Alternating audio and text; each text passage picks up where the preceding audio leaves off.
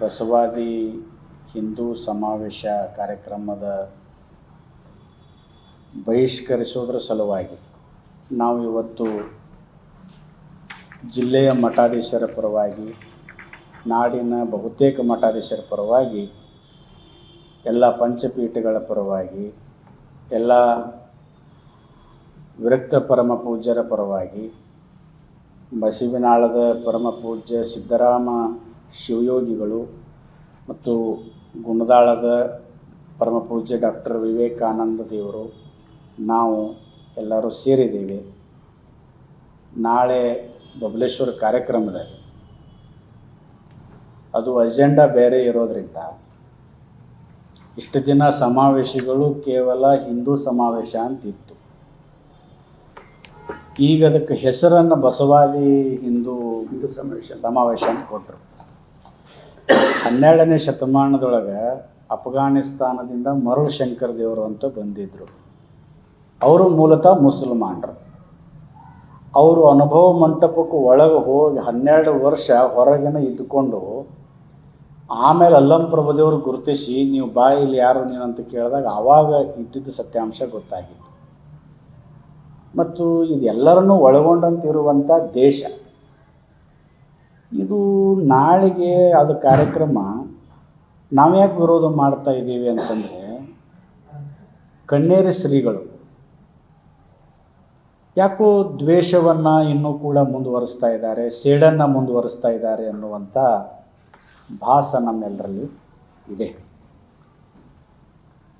ಬಸವ ಸಂಸ್ಕೃತಿ ಅಭಿಯಾನದ ವಿರುದ್ಧವಾಗಿ ಒಂದು ಅವಾಚ್ಯ ಶಬ್ದವನ್ನು ಎಲ್ಲ ನಾಡಿನ ಮಠಾಧೀಶರಿಗೆ ಪರಮ ಪೂಜ್ಯ ಕಣ್ಣೇರಿ ಶ್ರೀಗಳು ಬಳಸಿದರು. ಅದನ್ನು ಹೆಚ್ಚಿಗೆ ಮುಂದುವರಿಸಬಾರದು ಅಂತೇಳಿ ಯಾರೂ ಕೂಡ ಅದಕ್ಕೆ ಪ್ರತಿಕ್ರಿಯೆಯನ್ನು ಕೊಡಲಿಲ್ಲ. ಆಯಿತು, ಕಾಲು ಉರುಳ್ದಂಗೆ ಅದು ಅಲ್ಲಿಗೆ ಶಾಂತ ಆಯ್ತು ಬಿಡು ಅಂತೇಳಿ ಬಿಟ್ವಿ. ಅದನ್ನು ಮುಂದುವರೆದ ಭಾಗದೊಳಗೆ ಇಲ್ಲಿ ಬಬಲೇಶ್ವರಕ್ಕೆ ಒಂದು ಕಾರ್ಯಕ್ರಮ ಮಾಡಿ ಅವರನ್ನು ಇಲ್ಲಿ ಕರ್ಕೊಂಡು ಬಂದು ವೈಭವೀಕರಿಸಿ ಅಂಥ ಅನಿವಾರ್ಯತೆ ಏನೈತಿ? ಮಠಾಧೀಶರಾದಂಥವರು ನಡೆ ನುಡಿ ಭಾಳ ಶುಭ್ರವಾಗಿರಬೇಕು. ಭಕ್ತರಿಗೆ ಉತ್ತರ ಕೊಡೋ ರೀತಿ ಒಳಗೆ ಇರಬೇಕೇ ಹೊರತಾಗಿ ಪ್ರಶ್ನೆ ಮಾಡೋ ರೀತಿ ಒಳಗೆ ಮಠಾಧೀಶರು ಇರಬಾರದು. ಮತ್ತು ನಮ್ಮ ಮಾತುಗಳು ಅತ್ಯಂತ ಮೃದುವಾಗಿರಬೇಕು. ಬಸವಾದಿ ಪ್ರಮುಖರು ಹೇಳಿದ್ದು ಅದೇ, ನುಡಿದರೆ ಮುತ್ತಿನ ಹಾರದಂತೆ ಮೃದು ವಚನವೇ ಸಕಲ ಜಪಂಗಳಯ್ಯ ಸಮ ಅಂತ ಹೇಳಿಬಿಟ್ರು. ಅದನ್ನೆಲ್ಲ ಬಿಟ್ಟುಕೊಂಡು ಒಬ್ಬ ಸಾಮಾನ್ಯ ವ್ಯಕ್ತಿ ಬಳಸುವಂಥ ಪದವನ್ನು ಅದು ಯಾರಿಗೂ ಬಳಸಬಾರ್ದು. ಮತ್ತು ಉದ್ದೇಶ ಸನಾತನ ಸಮಾವೇಶ, ಹಿಂದೂ ಸಮಾವೇಶ ಅಂತ ಇಲ್ಲೇನು ಹೆಸರಿಟ್ಕೊಂಡ್ರಲ್ಲ. ಸನಾತನ ಧರ್ಮದೊಳಗೆ ತಾಯಿಗೆ ಒಂದು ಒಳ್ಳೆಯ ಸ್ಥಾನಮಾನ ಇದೆ. ಆ ತಾಯಿಯನ್ನು ಅಗೌರವ ಮಾಡಿ ಆ ತಾಯಿಗೇನೆ ಬೇರೆ ಇನ್ನು ದ್ವೇಷ ಐತಲ್ಲ, ಇನ್ನು ನಮಗರ ಬರಲಿ, ನಮಗೆ ಬೈಲಿ, ವೈಯಕ್ತಿಕವಾಗಿ ಹೊಡೆದಾಡೋಣ ಸಿದ್ಧಾಂತ ಬದಲಾವಣೆ ಇರ್ಬೋದು. ಆದರೆ ತಾಯಿ ಏನು ಮಾಡ್ಯಾಳ? ಇದನ್ನು ನಾವು ಇಷ್ಟು ದಿನ ಪ್ರಶ್ನೆ ಯಾಕೆ ಮಾಡಲಿಲ್ಲ ಅಂದ್ರೆ ಸುಧಾರಣೆ ಆಗ್ತಾರೆ ಬಿಡಂತ ನಾವು ಬಿಟ್ಬಿಟ್ಟಿದ್ವಿ.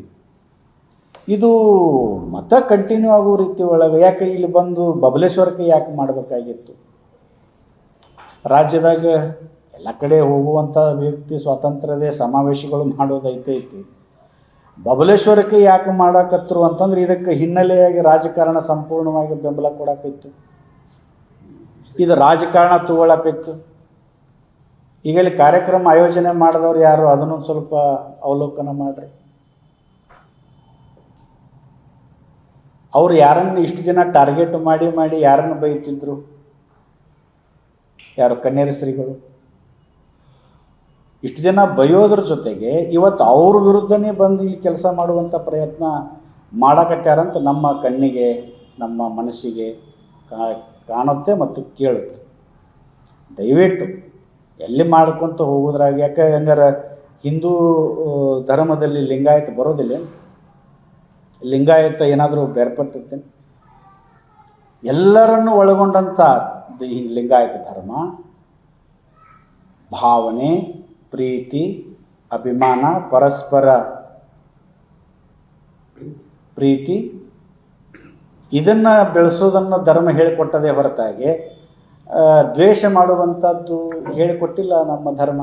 ಲಿಂಗಾಯತ ಪರಂಪರೆನೂ ಹೇಳಿಕೊಟ್ಟಿಲ್ಲ. ಆದಾಗ್ಯೂ ಸರ್ಕಾರ ಆಗಲಿ ಅಥವಾ ನ್ಯಾಯಾಂಗ ಆಗಲಿ ಆ ಜಿಲ್ಲೆಗೆ ಬರಬಾರದು ಅಂತೇಳಿ ನಿರ್ಬಂಧ ಹಾಕ್ತು. ಅದರಾಗೂ ಯಾರ್ದು ಪಾತ್ರ ಇರಲಿಲ್ಲ. ಅದ್ಯಾರೋ ಕೇಸ್ ಮಾಡಿದ್ರು, ಹಿಂಗೆ ಅವಾಜ್ ಶಬ್ದಗಳನ್ನು ಬೇದಾರ ಅಂದರು, ಕೋರ್ಟ್ ತೀರ್ಮಾನ ತೊಗೊಂತೆ ಹೊರತಾಗಿ ಯಾವ ಒಬ್ಬ ರಾಜಕಾರಣಿ ತೊಗೊಂಡಿಲ್ಲ. ಅದು ಮತ್ತು ತೊಗೊಳ್ಳಿಲ್ಲ ಅಂದ್ರೂ ಕೂಡ ಪರ್ಟಿಕ್ಯುಲರ್ ಹೆಸರು ತಗೊಂಡು ಟಾರ್ಗೆಟ್ ಮಾಡಿ ಮಾತಾಡ್ತಾರೆ. ಎಂ.ಬಿ. ಪಾಟೀಲ್ರು ಪ್ರತಿನಿಧಿಸುವಂಥ ಕ್ಷೇತ್ರಕ್ಕನ ಬರ್ತಾರಂತಂದ್ರೆ ಇದ್ರ ಹಿಂದಿದ್ದಂಥ ಅಜೆಂಡಾ ಉದ್ದೇಶಗಳೇನು? ಇಷ್ಟು ದಿನ ನಾವು ಸುಮ್ಮ ಕುಂತಿದ್ವಿ, ನಾವು ಯಾರು ಯಾವತ್ತೂ ಏನೂ ಮಾತಾಡೋಕ್ಕೆ ಹೋಗಿಲ್ಲ, ಹಂಗ್ಯಾಕಂತ ಏನೂ ಕೇಳಕ್ಕೆ ಹೋಗಿಲ್ಲ. ಆದ್ರೆ ಭಕ್ತರಲ್ಲಿ ಗೊಂದಲ ಸೃಷ್ಟಿಯಾಗಕತ್ತೈತಿ. ಏನು ವೀರಶೈವನೋ, ಏನು ಲಿಂಗಾಯತನೋ, ಏನು ಬೈಯವ್ರ ಬೆನ್ನು ಹತ್ತುನೋ, ಸೌಮ್ಯ ರೀತಿ ಒಳಗಿದ್ದವ್ರನ್ನ ಬೆನ್ನು ಹತ್ತುನೋ, ಯಾರನ್ನ ಬೆನ್ನು ಹತ್ತಬೇಕಾಗೈತಿ? ಇದು ತಿಳಿಲಾರ್ದಂಗಾಗಿ ಮಠಾಧೀಶರೆಲ್ಲರೂ ಈ ಮುಖಾಂತರ ಕೇಳ್ಕೊಳ್ಳೋದೇನೆಂದ್ರೆ, ಏನಾದರೂ ಭಿನ್ನಾಭಿಪ್ರಾಯಗಳಿದ್ದು ಅಂತಂದ್ರೆ ಒಂದು ಕಡೆ ಕೂಡ್ರಿ. ಇಡೀ ಸಮಾಜ ನಿಮ್ಮನ್ನು ದೊಡ್ಡ ಪೂಜ್ಯ ಸ್ಥಾನದೊಳಗೆ ಇಟ್ಟದ, ಪೂಜ್ಯ ಸ್ಥಾನದೊಳಗೆ ನೋಡ್ತದೆ.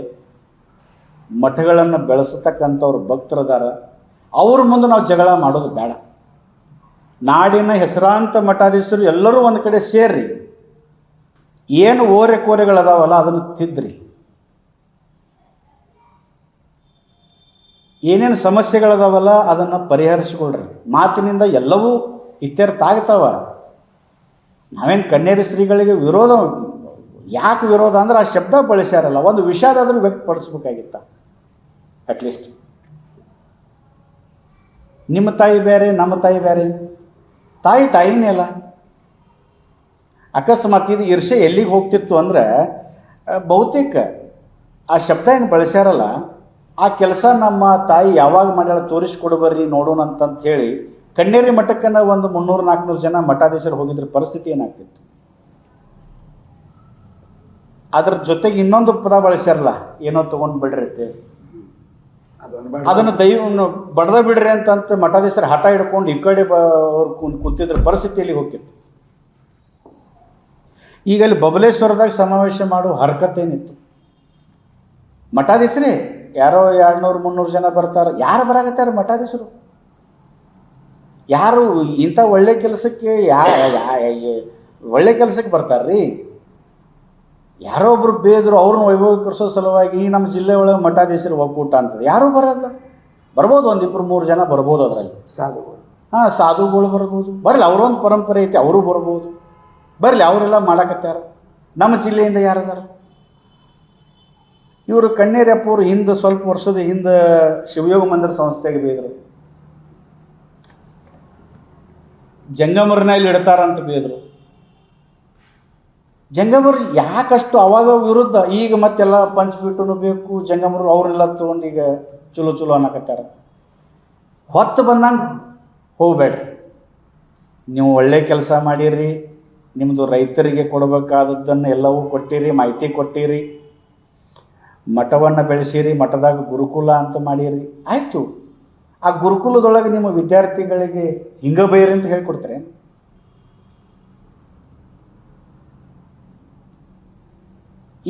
ಇವತ್ತು ಯಾರೂ ಅಲ್ಲಿ ಮಠಾಧೀಶರು ನಮ್ಮ ಜಿಲ್ಲೆಯಿಂದ, ಬಹುತೇಕ ಮಠಾಧೀಶರು ಹೊರಗಡೆ ಜಿಲ್ಲೆಯಿಂದ ಯಾರೂ ಬರ್ತಾ ಇಲ್ಲ. ಸಿದ್ದೇಶ್ವರಪ್ಪವ್ರು ಇದನ್ನೇ ಹೇಳಿಕೊಟ್ರ ನಿಮಗೆ. ನಾವೇನು ಸಿದ್ದೇಶ್ವರ ಆಶ್ರಮದ ಜ್ಞಾನ ಯೋಗಾಶ್ರಮದ ಒಳಗೆ ನಾವು ಭಾಗಿಯಾಗಿಲ್ಲ. ಜಂಗಮರನ್ನೇ ಪರ್ಟಿಕ್ಯುಲರ್ ಆಗಿ ಬೈದ್ರಿ. ಅದನ್ನು ನಾವು ಅವಾಗ ಏನೂ ಕೇಳೇ ಇಲ್ಲ. ಏನಪ್ಪ ಶಿವಯೋಗ ಮಂದಿರ ಏನು ತೊಂದರೆ ಮಾಡಿತ್ತು, ಯಾಕೆ ಅಷ್ಟೊಂದು ಶಿವಯೋಗ ಮಂದಿರ ಸಂಸ್ಥೆ ಮೇಲೆ ಅಷ್ಟೊಂದು ದ್ವೇಷ? ಆ ಶಿವಯೋಗ ಮಂದಿರ ಸ್ಥಾಪನೆ ಆಗೋ ಕಾಲಕ್ಕೆ ಮರಿದೇವರು 7 ಜನ ಮರಿದೇವರು, ಅದರೊಳಗೆ ಲಿಂಗಾಯತರು ಇದ್ದರು. ನವಲಗುಂದದ ಬಸವಲಿಂಗ ಸ್ವಾಮಿಗಳು ಅವರು ಲಿಂಗಾಯತರು. ಜಂಗಮರನ್ನ ಮಾಡಿಲ್ಲ.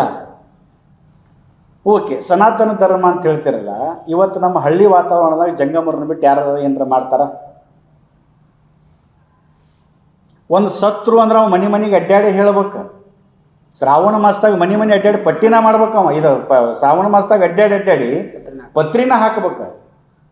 ಅವ ಭಕ್ತರು ಅವ್ರಿಗೆ ಅಲ್ಪ ಸ್ವಲ್ಪ ಅವ್ರು ಬೆಳೆದ ಕಾಳಿನೊಳಗೆ ಅಲ್ಪ ಸ್ವಲ್ಪ ಕಣದಾಗ ಹೋದ್ರೆ ದಾನ ಧರ್ಮ ಮಾಡಿ. ಇದು ಹಿಂದಿನಿಂದ ಬಂದಂಥದ್ದು.